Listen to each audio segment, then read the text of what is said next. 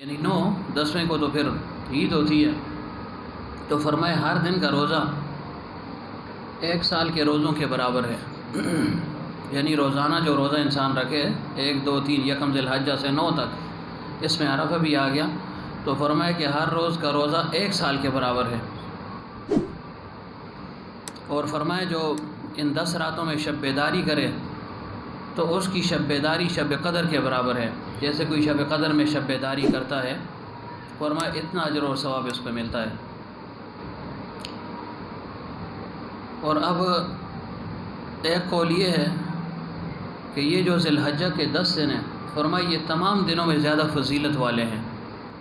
اور دوسری طرف فرمایا کہ رمضان کا مہینہ اور رمضان کے روزے اور پھر آخری عشرہ جو ہے یہ سب سے زیادہ فضیلت والا ہے۔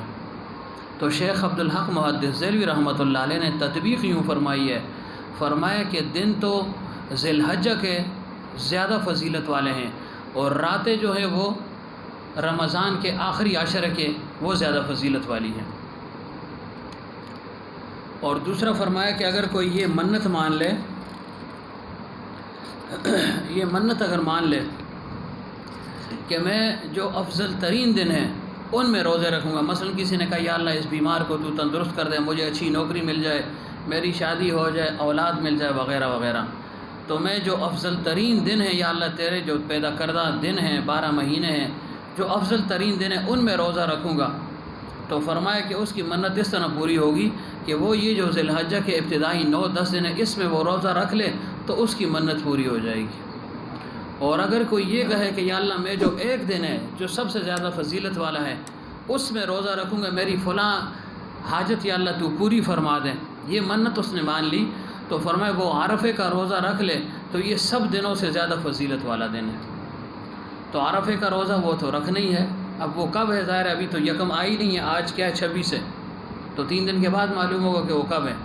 اس لیے عرض کر رہا ہوں کہ شاید بہت دوست ایسے ہوتے ہیں کہ آج تو آ گئے، شاید اگلے جمعے میں وہ نہ آ سکیں، تو تاکہ ان کے علم میں ہو کہ عرفے کا روزہ بھی ہم نے رکھنا ہے، اور اس کا ثواب اور اجر کیا ہے۔ پیغمبر صلی اللہ علیہ وسلم نے فرمایا کہ عرفے کا روزہ رکھنا اس سے انسان کے 1 سال کے پہلے یعنی گزشتہ اور 1 سال آئندہ کے گناہ اللہ تعالیٰ معاف فرما دیتا ہے۔ اور ایک حدیث پاک یہ ہے، فرمایا کہ عرفے کا روزہ رکھنے سے اللہ تعالیٰ انسان کے 2 سال کے مسلسل گناہوں کو معاف فرما دیتا ہے۔ 2 حدیثیں ہوگی۔ تیسری حدیث یہ ہے، فرمایا کہ عرفے کا روزہ جو رکھ لے، فرمایا یہ ایک روزہ 1000 روزوں کے برابر ہے، گویا یہ 1000 روزے اس نے رکھ لیے۔ تو عرفے کا روزہ رکھنا ہے، اور عرفہ کب ہے؟ کب ہے؟ الحج و عرفہ۔ حضرت فرمایا کرتے تھے یہ میرا ذوق ہے، ہم پہ فتح نہیں لگوانے، یہ ذوقی بات کر رہا ہوں کہ ذوق کیا ہے کہ الحج و عرفہ، جس سے لوگ حاجی عرفات میں ہوں گے وہ حج کا دن ہے، وہ عرفے کا دن ہے۔ باقی جیسے علماء فرمائیں اس پر جو ہے نا یا یہ ہے کہ دونوں پر انسان عمل کر لے، ایک دن جو ہے نا وہاں کا ہو جائے ساتھ یہ والا ہو جائے تو چلو تطبیق ہو جائے گی نا، لیکن بہرحال ذوقی بات ہے نا کہ حج ظاہر ہے حج پوری دنیا میں ایک ہی دن اس کے لیے مخصوص ہے۔ نمازوں کے اوقات دیکھیں اس میں جو ہے نا تبدیلی آ جاتی ہے، ہمارا وقت ایک ہے، دوسرے ملک کا اور ہے، تیسرے کا اور ہے، ایسے چلتا ہے، لیکن حج میں جو ہے نا کوئی فرق نہیں ہے، پوری کائنات پوری دنیا میں ایک ہی دن ہے بس۔ تو فرمایا الحج و عرفہ، جس دن حاجی عرفات میں ہو تو فرمایا وہ عرفے کا دن ہے۔ تو بہرحال جیسے بھی ہو عرفے کا جو ہے نا وہ روزہ رکھنا ہے، ٹھیک ہے نا، یہ نہ ادھر جو ہے نا لوگ کھاتے رہے ادھر آپ نے جو ہے نا روزہ رکھا ہو، بہرحال جیسے علماء فرمائے صاحب اللہ بلا گردنی مولا ہم کہتے ہیں، اور جیسے علماء نے کہہ دیا، لیکن کوئی زیادہ جو ہے نا دونوں کو اپنانا چاہے تو چلو ایک جو ہے نا وہاں والا رکھ لے، کیا پتہ تاریخ ایک ہی ہو جائے، پھر تو جو ہے نا جھگڑی ختم ہو جائے گا، لیکن اگر آگے پیچھے ہو گئے تو چلو وہ بھی رکھ لے ساتھ اپنے والا بھی رکھ لیں تو 2 ہو جائیں گے، 2 ہو جائیں گی نا، اس فضیلت میں تو آ جائے گا، روزانہ کے روزے میں چلو ایک تو اس نے رکھ لیا اس فضیلت میں آ جائے گا۔ تو بہرحال جھگڑنا کسی کے ساتھ نہیں، اور نہ کسی پر تنقید کرنی ہے کہ جی عرفہ اس نے ایسے ہی رکھ لیا، جی ہمارا عرفہ تو کل ہے، اور وہ کہ نہیں جی عرفہ وہ ہے، بس ٹھیک ہے، جو جس حال میں جو ہے نا راضی ہو بس اس کو چھوڑ دو اس کے حال پر، جب گنجائش ہے تو ٹھیک ہے، جو ہے نا اجر اور ثواب دینے والا تو اللہ تعالیٰ کی ذات ہے نا، ثواب تو بار بار ملے گا نا، کیونکہ ابتدائی 9 دن میں یہ آ گیا نا، چاہے وہ 8 اس کو تصور کریں، چاہے اس کو جو ہے نا 9 تصور کریں، جو بھی ہو، تو اس روزے کا جو ہے نا خاص اہتمام کرنا ہے، ٹھیک ہے نا۔ اور اس کے علاوہ اگر ہو سکے تو اچھی بات ہے، ورنہ جو ہے نا عرفے کا روزہ رکھ لے. کیوں؟ قیامت کے دن یہ نفلی جو ہے نا روزے نفلی اعمال انسان کے کام آئیں گے نا. اگر کسی کے فرائض میں کمی واقع ہو گئی، کم ہو گئے، تو اللہ تعالیٰ فرمائیں گے نوافل کے ذریعے سے اس کمی کو پوری کرو. تو ایک فرض کے بدلے میں 70 نفل جو ہے نا لگیں گے. نفل ہوں گے تو لگیں گے نا. کسی نے روزہ مثلا اگر اس میں گڑبڑ ہوئی ہے تو اللہ فرمائیں گے اس کے 70 نفلی روزے رکھ لو. تو نفل ہوں گے تو پھر رکھے جائیں گے نا. اور اس سے اللہ تعالیٰ کا قرب انسان کو حاصل ہوتا ہے.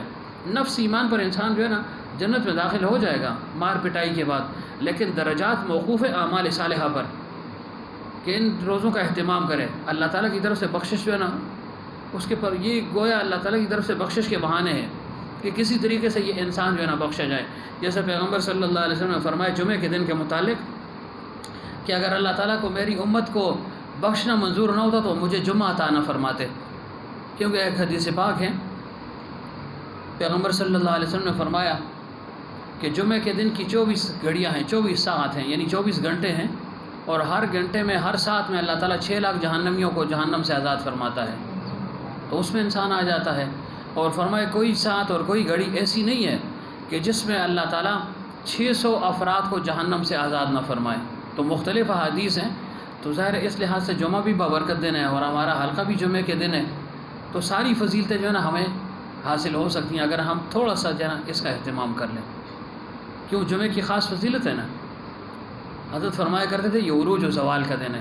فرمایا یہ عید الہی کا دن ہے. اللہ تعالیٰ نے عید منائی. کیا مطلب؟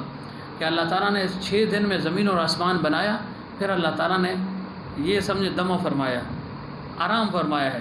تو کفار نے کیا کہ وہ مسلمانوں کا خدا جو ہے نا وہ تھکتا ہے. اللہ تعالیٰ نے فرمایا وما مسنا من لغوب، یہ چیزیں مجھے تھکاتی نہیں ہیں، لیکن یہ انسانیت کے لیے ایک سبق ہے کہ میں الہ ہو کر کن فیکون ذات ہو کر اگر بتدریج ایک کام کر رہا ہوں، بتدریج ایک دن فلاں چیز بنائی، فلاں بنائی، 6 دن میں زمین اور آسمان اور جو کچھ اس میں ہے وہ بنایا اللہ تعالیٰ نے.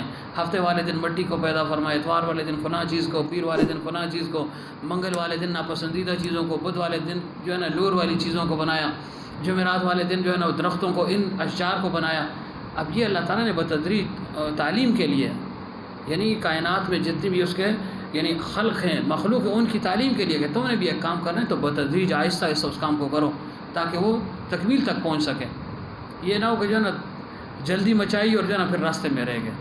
تو بہرحال ان چیزوں کا اہتمام کرنا ہے. جمعہ کا خاص اہتمام کرنا ہے. پھر خاص گھڑی ہے فرمایا عصر اور مغرب کے درمیان میں کہ اس میں جو ہے نا اللہ تعالیٰ دعائیں قبول فرماتا ہے. اور پھر خصوصیت کے ساتھ جمعہ کے دن اللہ تعالیٰ نے آدم علیہ السلام کی تخلیق فرمائی. عصر اور مغرب کے درمیان کوئی ساعت اور گھڑی تھی جس میں اللہ تعالیٰ نے آدم علیہ السلام کو پیدا فرمایا.